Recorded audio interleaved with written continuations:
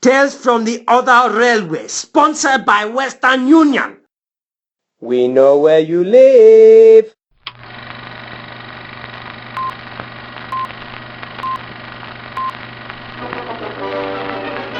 Meadow in Furnace, 1935. After years of scrimping, saving and belt-tightening, the other railway is once again ship-shape and Bristol fashion. Or should that be train-shaped?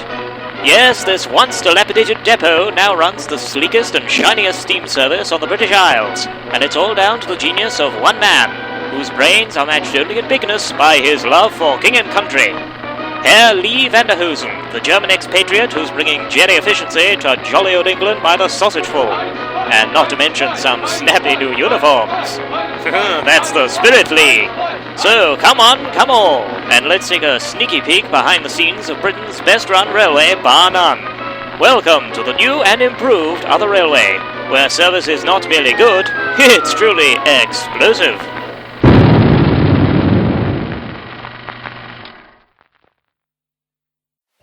The Other Railway. Run down, dirty, smelly, and inefficient. But the question remains, has it always been this way? In this series, we take you right back to the very beginning and chart the sort of modular highs and unfathomable ocean-dwelling lows that the railway has seen over the decades. This is the history of the Other Railway.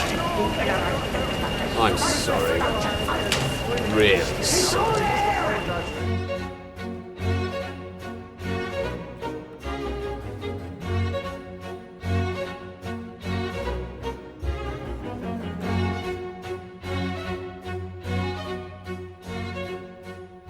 Episode 3. Lee Van Der Hosen, Der Uber-Controller. Written and researched by Ryan Hagan and Stephen McGregor.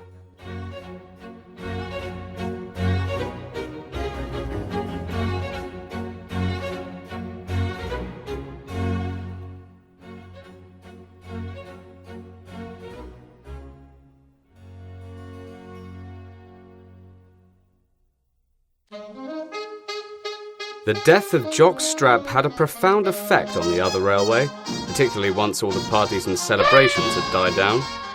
While the railway had remained very poor throughout Jock's tenure, he at least injected the line with some tiny sliver of control and order. Without Jock to guide the engines and staff, or at least thump some sense into them once in a while, a power vacuum began to grow at the very top of the company. With the aging, dithering board of directors clueless without the guidance and fear of Jock, and with the full effects of the Great Depression now starting to truly kick in, the people of Barrow were facing poverty, the likes of which even ex-boy band members had never seen.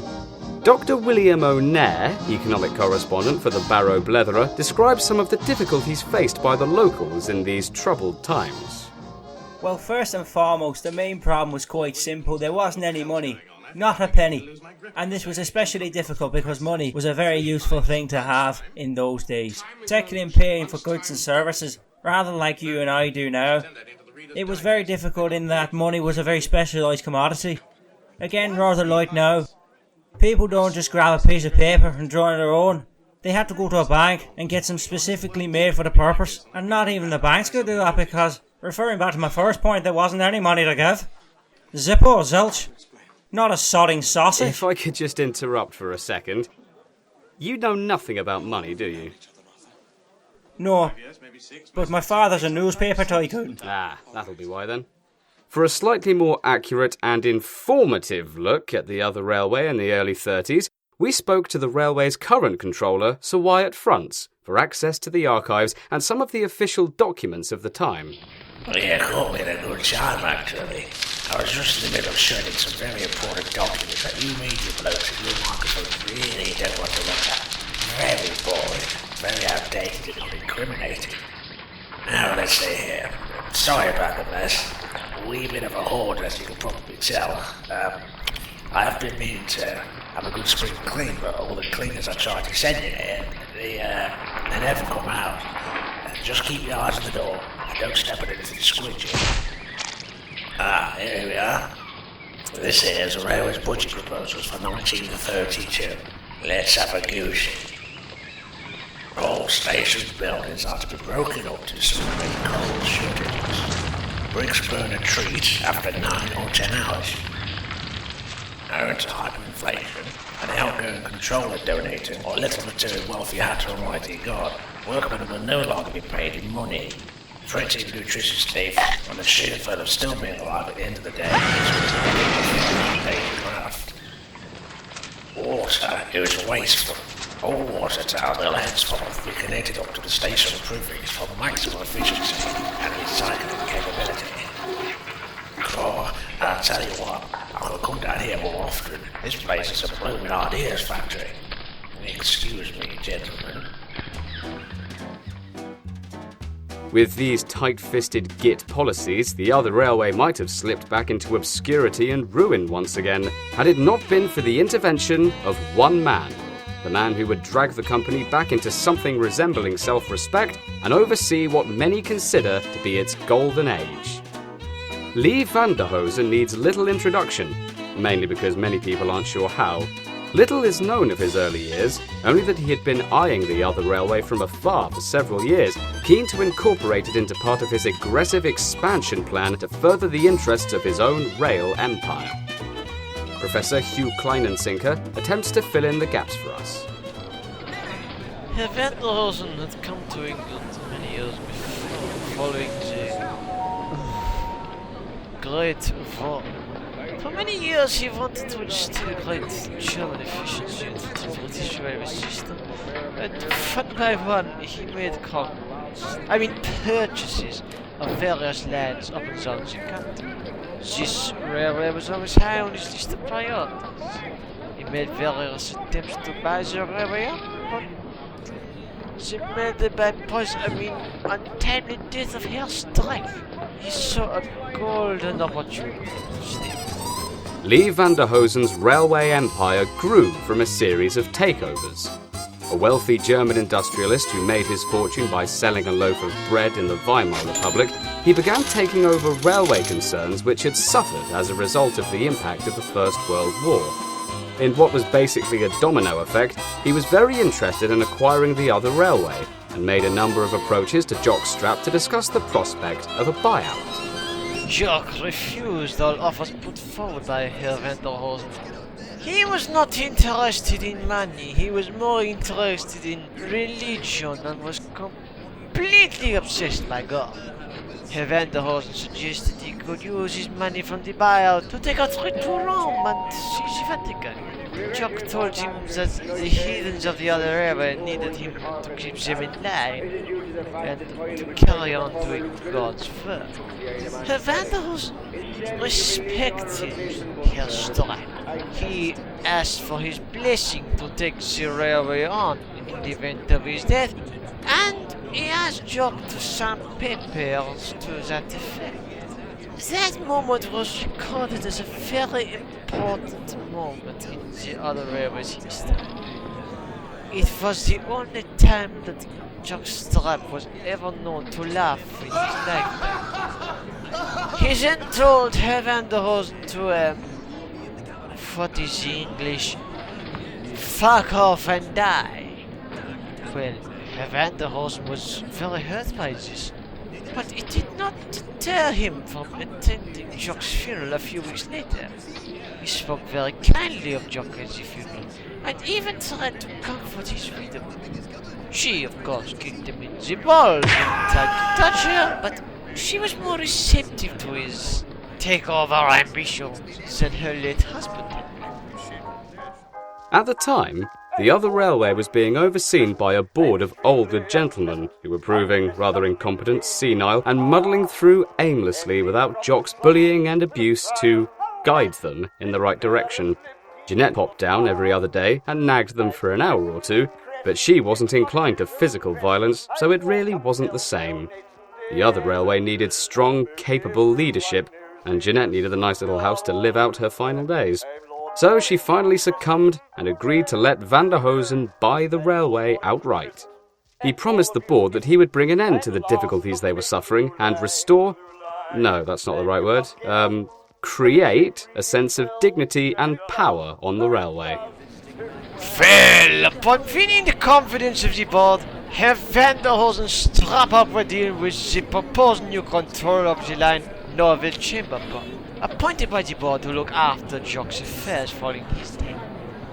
They agreed to sign a coalition deal, and everything looked as if it was going to be great.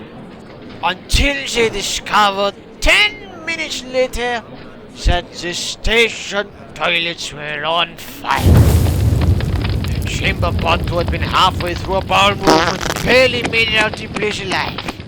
He could not account for how the blaze had started. Van Der Hosen was incensed and enacted the railway's emergency powers with immediate effect. He conducted a thorough investigation and discovered a signed confession on the toilet wall, which read, "Chamber pot smokes in the levies," with the exact date and time that the fire took place. What does she... Oh my. Van Der Hosen's report concluded that the fire could only have been started when her chamber pot decided to light one of his own. Anyway, with such incriminating evidence against him, chamber pot was removed from his post forthwith, and Herr Van Der Hosen took full control of the railway from that day forward. It was to be a glorious ride. Van Der Hosen wasted no time in implementing his own plans for the other railway. After appointing himself Obercontroller of the line, he took great pleasure in scrapping the ragged fleet of engines that had been left behind from the Strap era, and he began bringing in members of his own fleet. Wave upon wave of large, powerful German engines arrived in Barrow, ready to commence work for the Van Der Hosen era. Yes, Herr Van Der Hosen, he was a great man. But the one thing he always forgot about when bringing in continental stock was the small issue of loading gauge. Bridges, tunnels, platforms, and everything in between suffered major structural damage when his engines came through on the first day. Fortunately, the railway was so run down, no one even seemed to notice. It was a very lucky thing for Herr Van Der Hosen. Although few of Herr Van Der Hosen's fleet survive in the present day, one or two did manage to slip through the decommissioning process.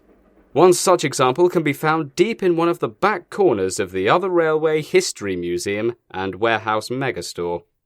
Hansel, the Hamburg engine. Oh yeah, I can remember the very moment I set wheel on the other railway for the first time ever. God in Himmel, I was in thinking, how do these British engines cope with the rail so very small? I was wobbling on and off and on and off the track like the great weekly worm, yeah. It was very funny, but then again, we Germans have the different sense of humor. the passengers on the maiden voyage, they did not funny so much. Also, I have trouble with this. Does the vomiting of the throw-up mean good times for all? One day I will know. One day. If the passengers did feel a touch queasy during those first few days, it was clearly not a deal-breaker for them. After the legendary tight-fistedness of Jock Strap, anything else seemed like a never-ending jubilee. But Van Der Hosen had his own way of ensuring public loyalty to the new regime. Professor Kleinensinker again. Oh, there is one thing we know about Herr Van Der Hosen. It's that he was a superlative public relations officer. None of the charcoal on cardboard cave drawings that Herr Strap used to promote the railway. Herr Van Der Hosen's advertisements were works of art by comparison. I believe he dabbled in painting a bit himself before going into the railways full time. He received a lot of how you British folk would say slagging from the critics back home. But the peoples on the other railway, they seem to like it. They love to wander around the station and take a gander at the beautiful posters and signs of Herr Van Der Hosen's place festooned all around. And when I say gander, I mean a proper gander. Van Der Hosen's rebranding of the other railway stretched far beyond the realms of the local people's imagination. Not that that's very hard. Trains were now modern and sleek, unlike anything they had ever seen before. Services ran to time without fail, and the company's uniforms were amongst the most smart and eye-catching that they had ever seen. Fashion historian Mark Skid has the largest surviving collection of uniforms relating to the other railway, and took the time to speak to us about it at his home in the village of Sweet Effie, which overlooks the main line. Well, the Van Der Hosen era is probably my favourite era in the railway. Oh, goodness me, yes. Black goes with everything, and dare I say, very slimming.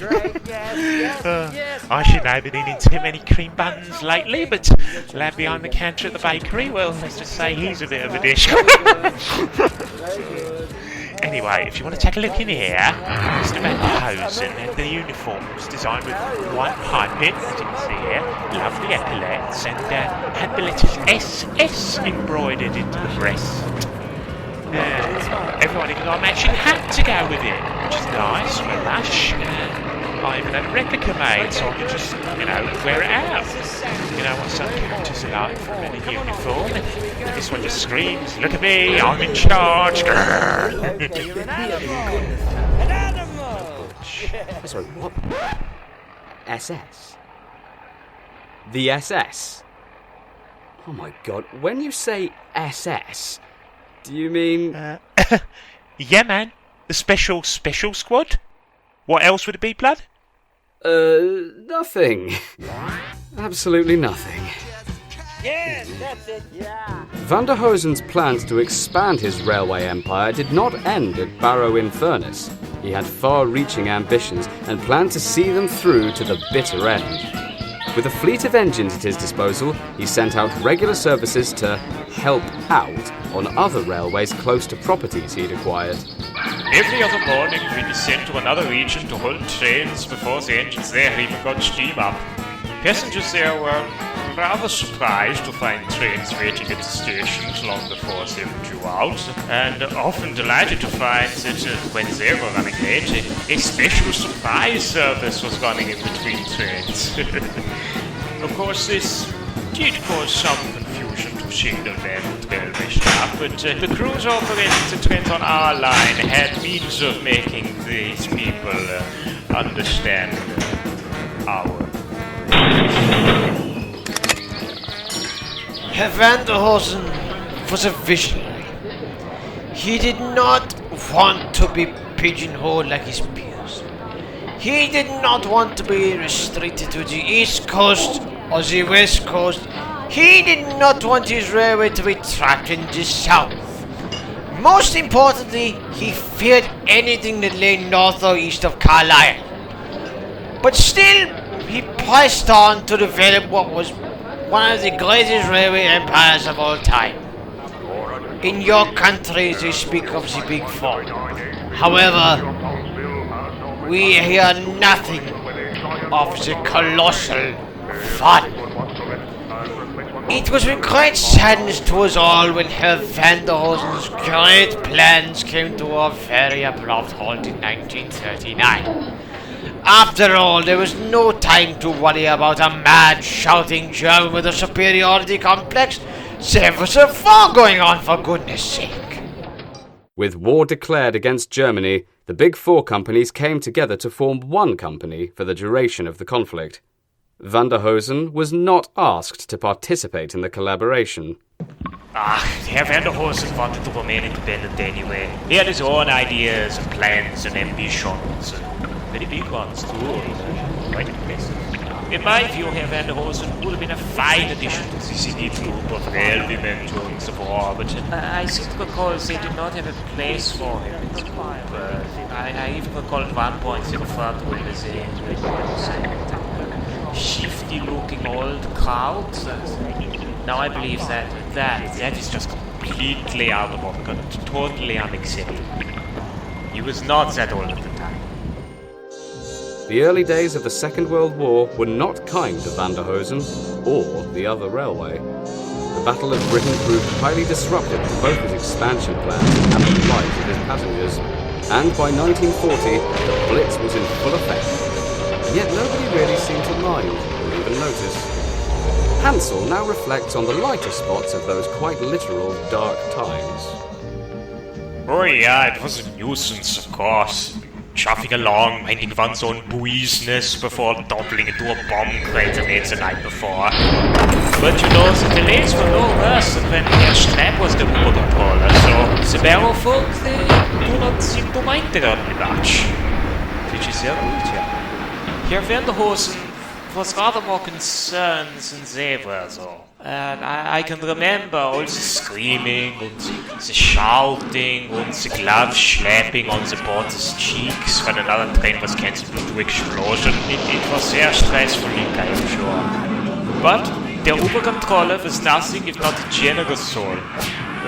Whenever it seemed that all the bombs and the booms and the upward blowings were getting everyone down, Herr Van Der Hosen would gather everybody in the big fat station and hold the most extravagant late-night street parades that town had ever seen in its life, yeah.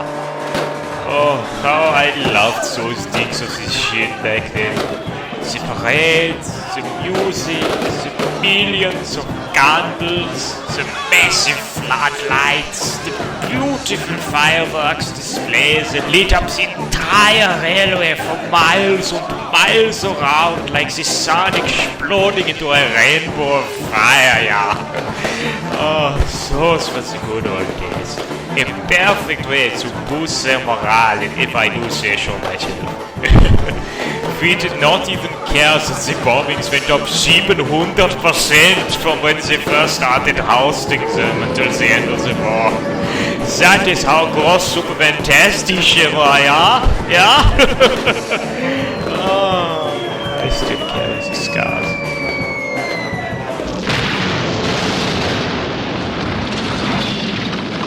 And this wasn't Van Der Hosen's only attempt at boosting morale either, as this archive clip from 1941 quite amply fails to demonstrate.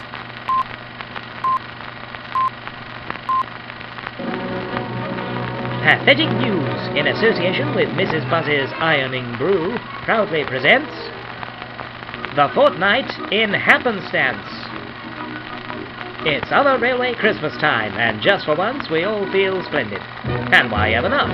Business is booming, the trains are on time, and the greatest show on earth is entering its 275th consecutive performance. Yes, for the last 9 months, der Other Railway Superfantastisch Wunderchosen has been the only show in town here in Barrow in Furness, both figuratively and literally. Every single night at 7:30 on the dot, the old Macbeth Theatre on Rutland Street opens its doors to become Barrow's very own Ministry of Fun and Cultural Reinforcement. And such a very special time of year deserves a very special guest. Now, who's that getting out of the saloon car? No, it's not Father Christmas, or any other Bolshevik. Yes, it's Obercontroller and Master of Ceremonies Lee Van Der Hosen, accompanied by 2 of his most faithful associates from the Railway Board, Mr. Ron Ribbentrop, head of the Tourist Information Bureau, and Mr. Heinrich Bimbler, head of the splendidly suited Special Squad. Now, that's what I call a shiny hiney. But nothing shines quite so brightly here as the stars of the show themselves. Herr Van Der Hosen has spared no expense in bringing together the best and brightest entertainers brave enough to return his calls. Take this lovely lady, for instance.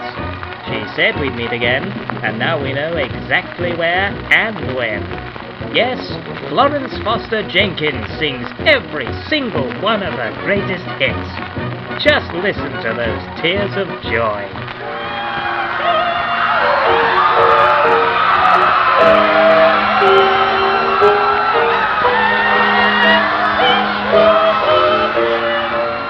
And once you've dried those eyes, get ready to start crying with laughter after a few cheeky rounds with Scotland's only practicing comedian, Big Willie Porridge. Sir, have you noticed how North Edinburgh golfers putt like this? And South Edinburgh golfers putt like this? Eh? Eh? Fuck off, you Cornish twat! Never mind, Willie. After all, practice makes perfect. He's not moving. And of course, we can't forget about the esteemed Yuletide headliner, A man whose passionate dedication to the performing arts is as breathtaking as it is controversial. Meet Maurice Lemorgue, the world's first joint ventriloquist and mime artist.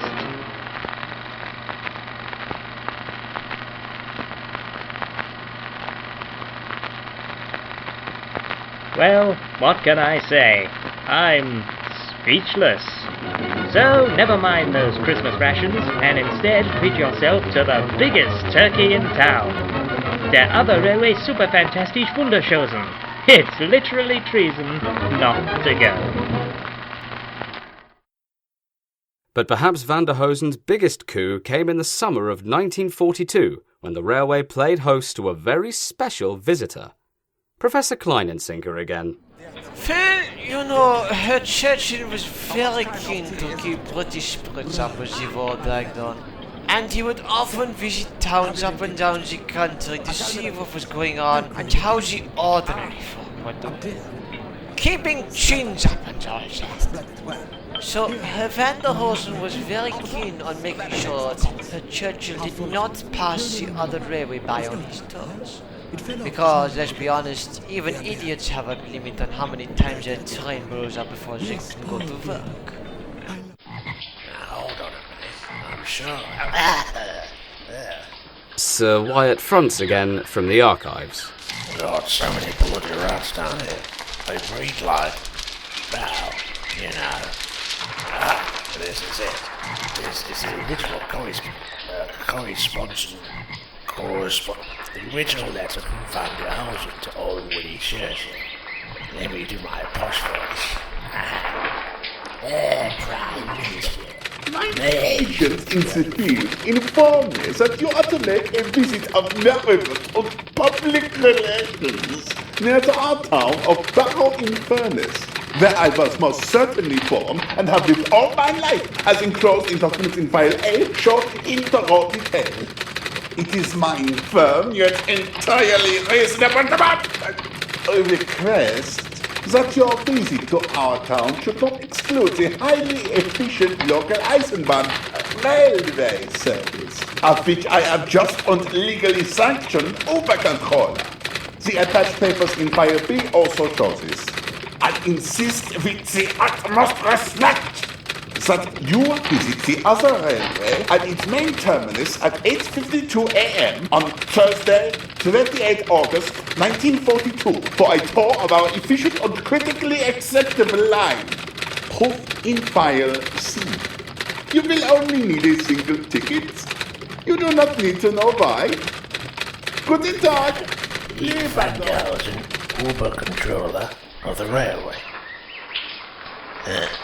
Seems like a nice bloke. Amazingly, Churchill thought so too. When he arrived in Barrow, the Prime Minister did indeed take up the Uber-controller's not at all suspicious offer for a tour of the line. Hansel remembers the big day. Oh, Herr Van Der Hosen was over the spoon the day Herr Churchill came to visit. I had never seen anybody so proud in all of my days. Except for me.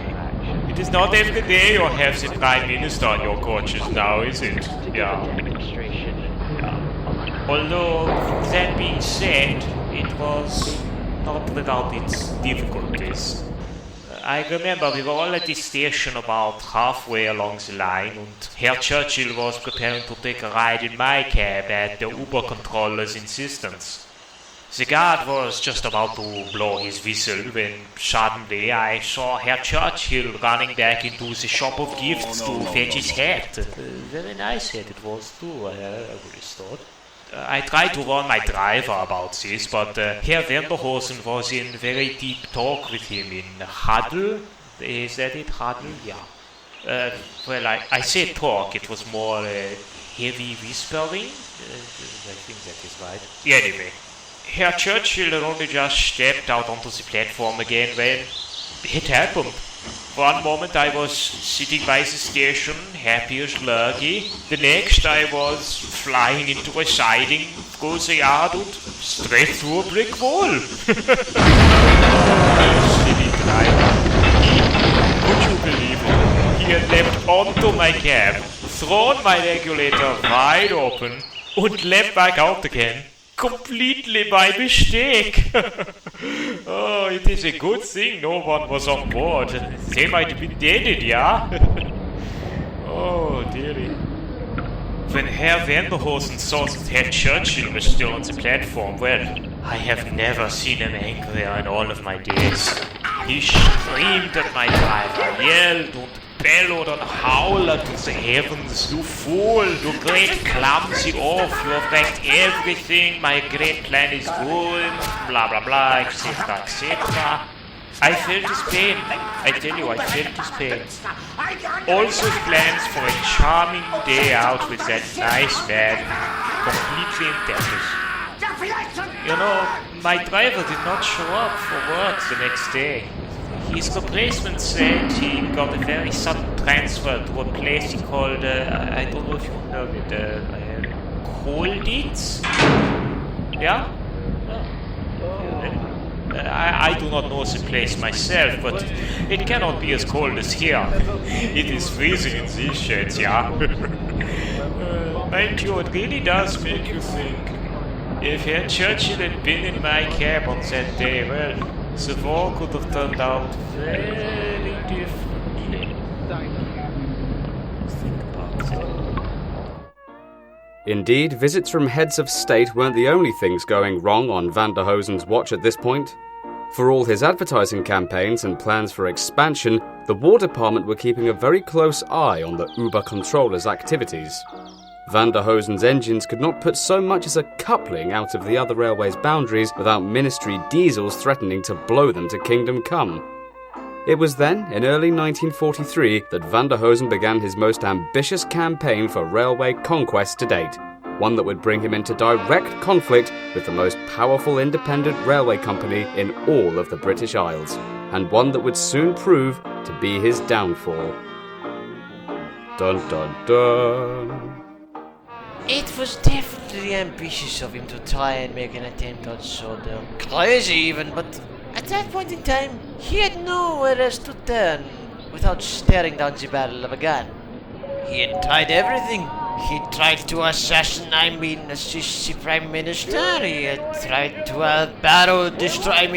destined for greatness. And he had paid for the local people to be entertained with jaunty musical tunes. Oh, my dear friend, you must excuse me. After 70 years in your country, my English is somewhat, how you say, dreadful. I honestly believe that Herr Van Der Hosen was left with very little choice but to invade.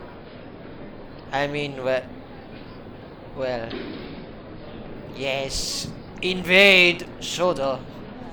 Oh, now, if there was anywhere needed a makeover at that time, dearie, it was Soda. OMG, have you seen how drab their uniforms are? I've got one of here, look at it. Drink it all in. Blue overalls, white shirt, black tie and shoes. Van Der Hosen would have been doing them a favour storming the barricades like he did. He'd have introduced fashion to the ruddy savages. Initially, Van Der Hosen's attempts were small. Goods trains to Soda would mysteriously disappear when they reached the other railway, and their contents held for ransom, from fizzy pop and ice cream to balloons and circus tents. You know, all the essentials. Passengers would be barred from getting on coaches to the island for fear of spreading diseasel. Visiting engines would be ambushed at signals and sprayed other railway black by roving gangs of special conductors. But soon, Van Der Hosen decided it was time to up the ante. He would bring Sodor to its knees from the inside. In 1944, he launched his most daring attempt to take the island. Operation Ballyhoo. Ah, yeah, I was in charge of leading Operation Ballyhoo. Herr Van Der Hosen sent me especially to infiltrate the island's railway network. Everything was going so well, we thought at last we would have our victory. Then we reached the tunnel. Much to the surprise of Herr Van Der Hosen and the infiltration forces, an engine had broken down inside the tunnel in 1940. And in line with what they had done previously, they had built a wall in front of it and cut the tunnel off at the other end. By the time we had backed up far enough to change the points and go through the other tunnel, we were getting bombarded by the Luftwaffe. We tried to signal to them, but they just kept dropping bombs on us. We raced and raced away, trying to find shelter in the opposite tunnel. But we soon found our efforts were in vain. Sorry, I didn't realise that you were actually involved. Oh. Shit. Oh, we were chased for miles by the driver said, I remember quite distinctly. Quick, we must hide in the tunnel till he flies away.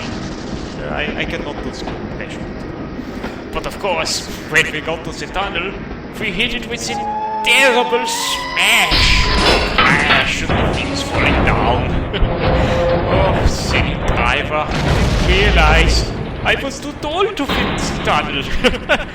But then again, with the big bang and the smoke, the boom boom plane flew away anyway. Good call, that man.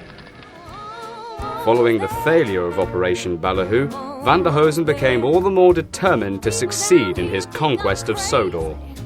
Throughout 1944, he spent every waking moment planning, strategizing, and organizing until, on the last Sunday of March 1945, the Uber controller launched his biggest and most ferocious attack on the island. After careful consideration of the island's geographical layout and the positioning of the sheds and the engines and the workshops and such, Van Der Hosen concluded that the weak point of the Hat Empire was not the railway itself, but the sea. Since he could not drive his engines through the line, he would load them onto a fleet of garbage barges, sail them across to Sodor in the dead of night, and load them onto the harbour yard at Brendam Docks before anyone could wake up and catch them out. Hence the code name, you see, the B-Day Landing. Van Der Hosen was determined to make sure that the B-Day landings would secure his victory. So he called upon the most ruthless, vicious, and determined civilian he could to lead his army.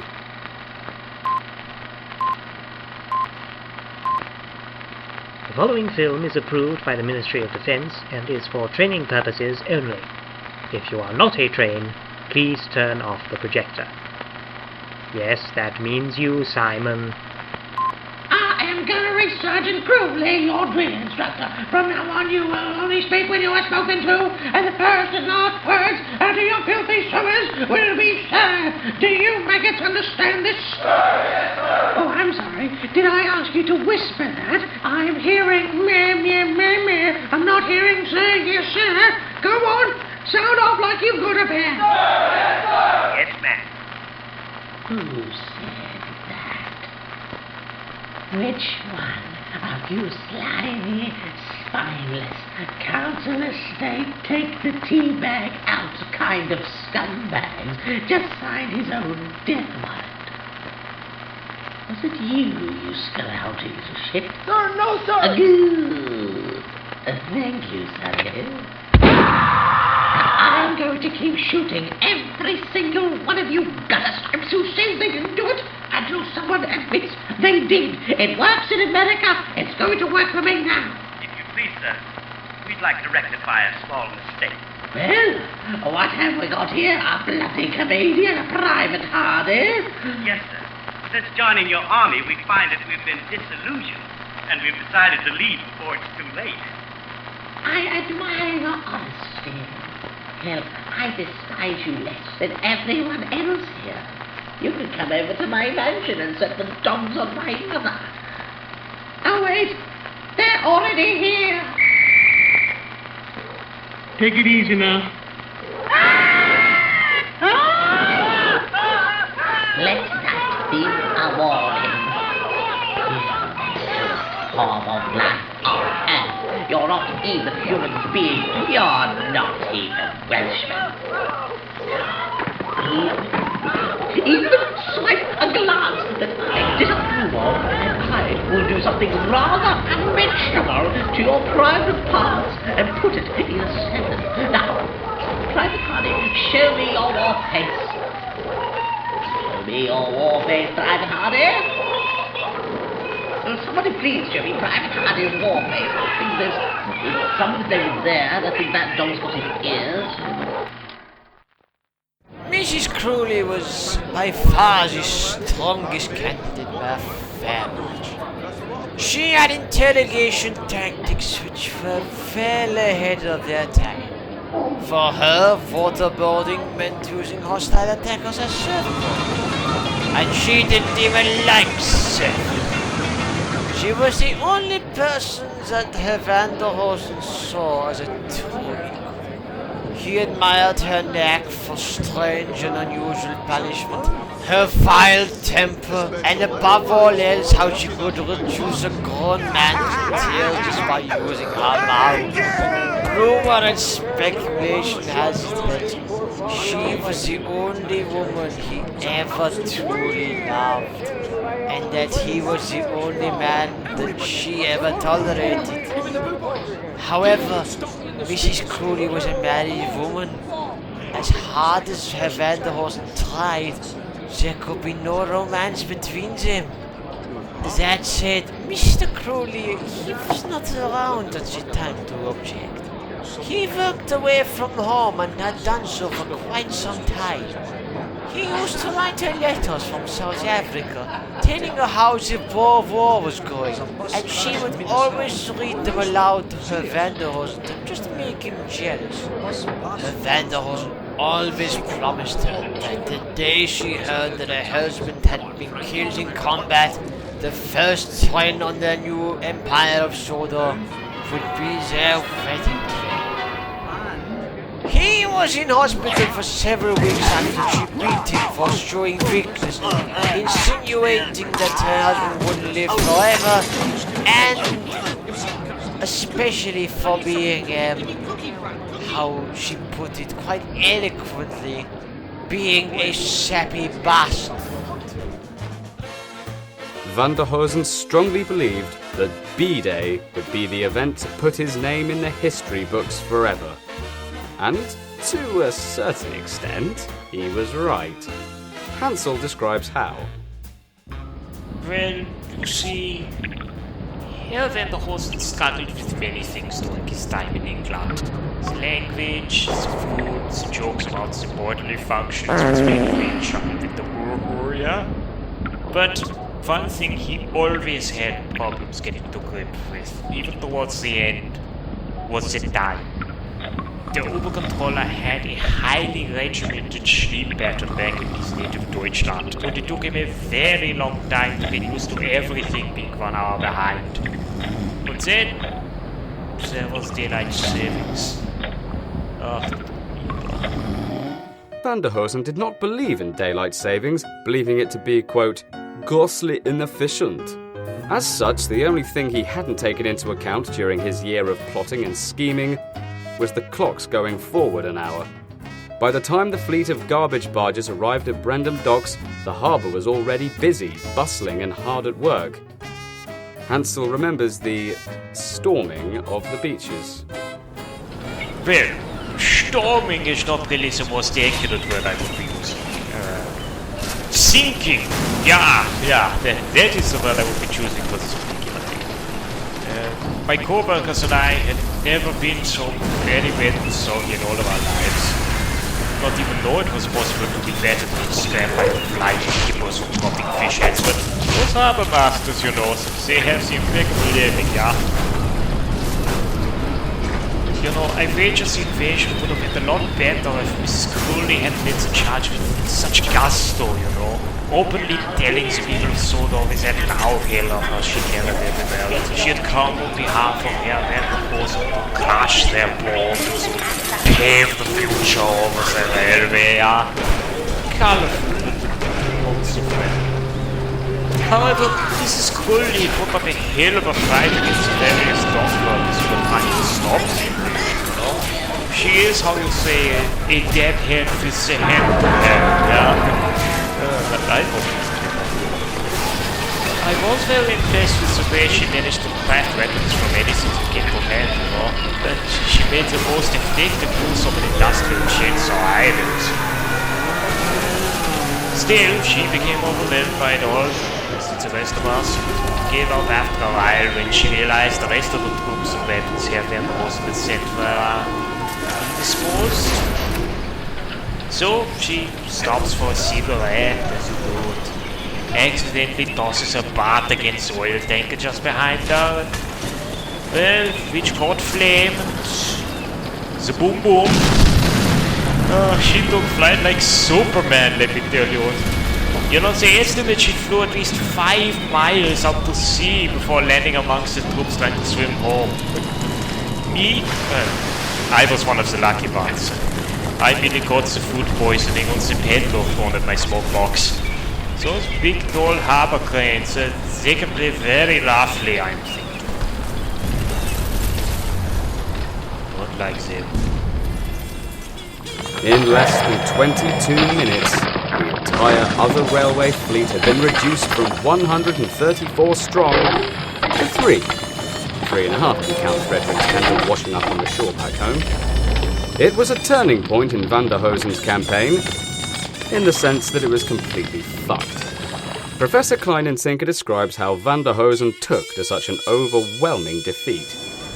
Not very well. In fact, when Mrs. Crowley sailed back to shore with a makeshift raft made up of Herr Van Der Hosen's defeated workforce doing the backstroke in unison, she launched into a rather savage tirade, calling him a useless crowd and that he would never live up to her brave husband who was still out there in South Africa fighting the Boer War single-handedly. It was then that Herr Van Der Hosen built this secret bunker in front of the concrete-lined station toilets he'd built for himself. For much of the next 6 weeks, relaxing and contemplating life in there. The last anyone ever saw of him was when he went to Peru, to pick up some toilet roll on May 8th, 1945. And after that, he was never seen again. Not a protest. But you know, the local people, they had been in time for the disappearance of German people in positions of power. Not with the end of a war to celebrate. Indeed, the Second World War brought sweeping changes for the people of the other railway. Rationing was increased from 5 beans a week to 6 beans a week. Explosions fell by nearly 12%, and the administrators took both the other railway and its surviving 3.5 engines into their care. While only Hansel is known to survive to this day, he remains upbeat about his new role as a museum piece. Oh yeah, it was quite a good deal in the end, I will say. No more crashing, no more explosions, no more of the clippers being thrown in my...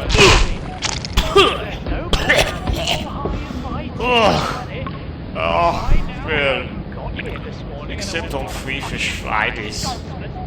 God damn him. And what about the Uber-controller himself? Whatever became of Lee Van Der Hosen, and will we ever truly know? Well, we definitely know that he never lived a full and happy life in the Peruvian mountains, that's for sure. I'm also pretty sure that he never fathered 3 children, married 6 times over, had 5 clones created, and cryogenically froze himself in 1978 to preserve his body for the day that the Fourth Reich comes to power. Who can say?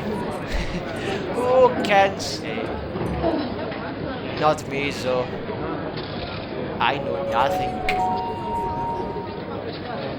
This is a call to Signore Hugh Kleinensinker, traveling on Peru Airways, flight 9167 to Lima City, Peru. To please hurry up and join the flight it is due to leave. Thank you.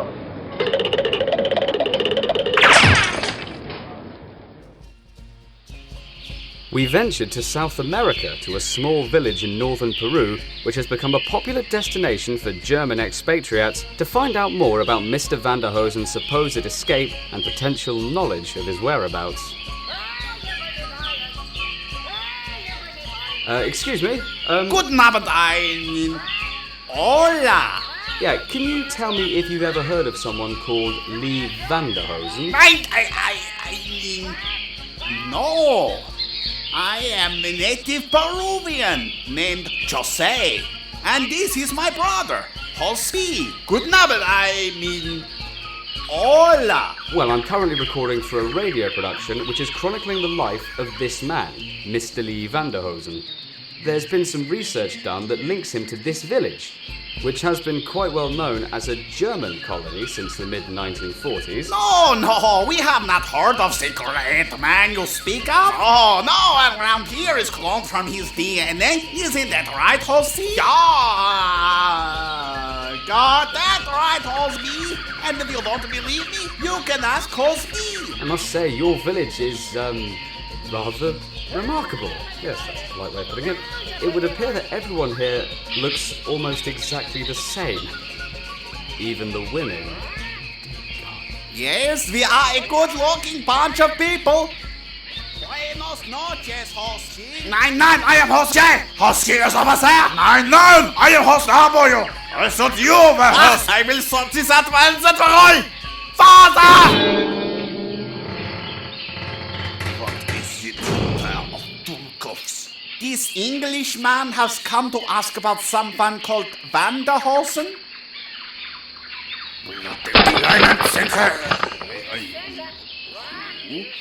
Ah, so am I right in believing you know Hugh Kleinensinker? Nein!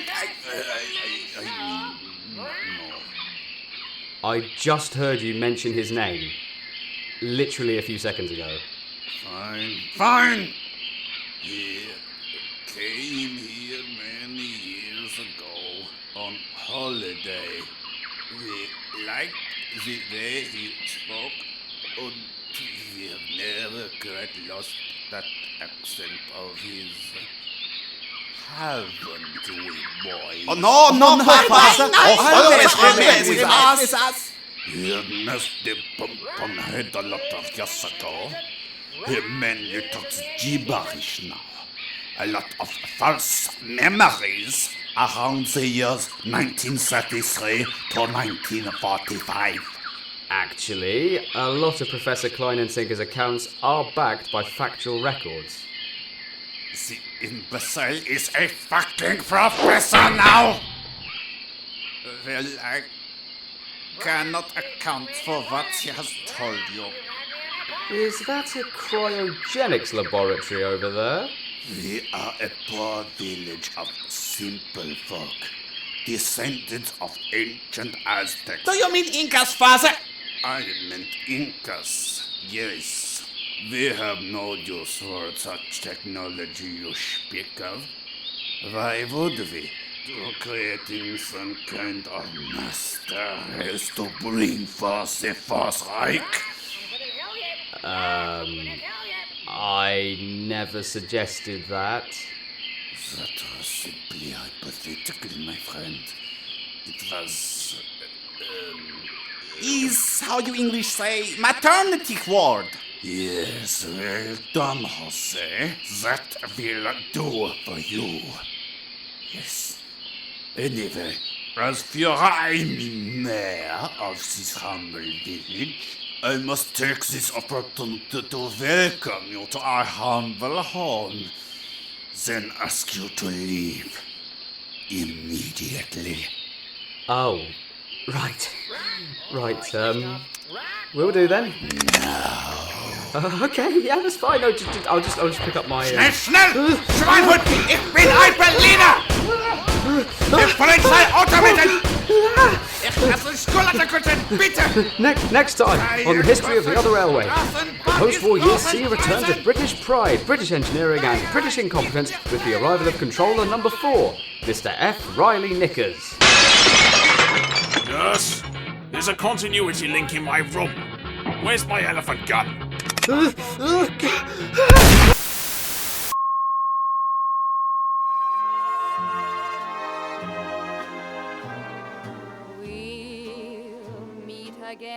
In that episode of History of the Other Railway, presented by Davey T. Narrator, Dave Malinsky was Lee Van Der Hosen and the Hoses, Gavin Rose was the Thin Git, Ryan Hagan was Professor Hugh Kleinensinker and most of the funny bits in the background, Stephen McGregor was Hansel, Mark Skid and the old-timey film voice, and Louie Sparks was Dr. William O'Nair and the man from the Western Union, with special guest Scott Wilkinson as another funny bit in the background, and very special guest David Innes as Mrs. Cruelly.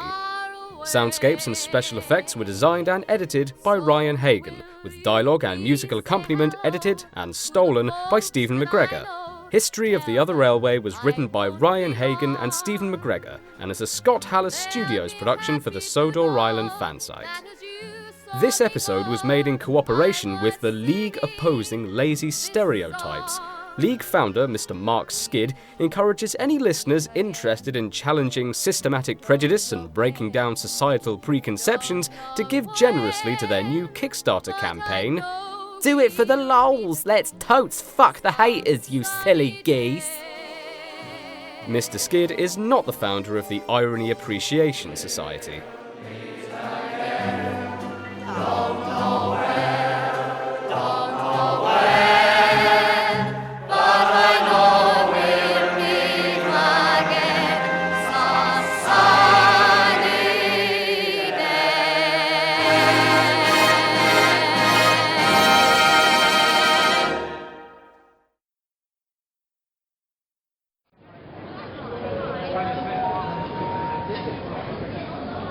This is a reminder to all passengers that the audio has now finished. On behalf of all the cast and crew here at Scott House Studios, we thank you for listening to us and wish you a safe onward journey.